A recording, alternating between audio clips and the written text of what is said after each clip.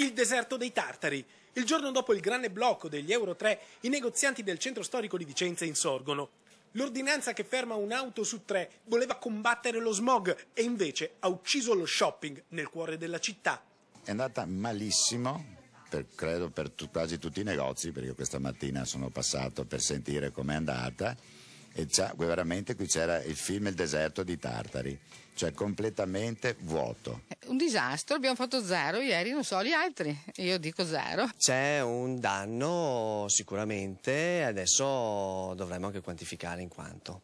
La canna fumante dell'ordinanza non ha fatto centro. Le limitazioni del traffico fino ad oggi non hanno ripulito l'aria, anzi il PM10 regna sovrano.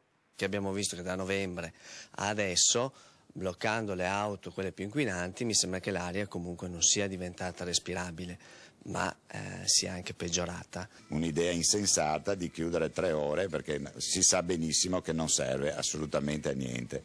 Dunque l'ordinanza probabilmente non risolve l'inquinamento, però certamente colpisce il centro storico proprio durante i tanto agognati saldi.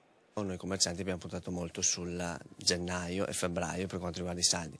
Avere tutte queste limitazioni comporta ad avere meno clienti all'interno dei negozi.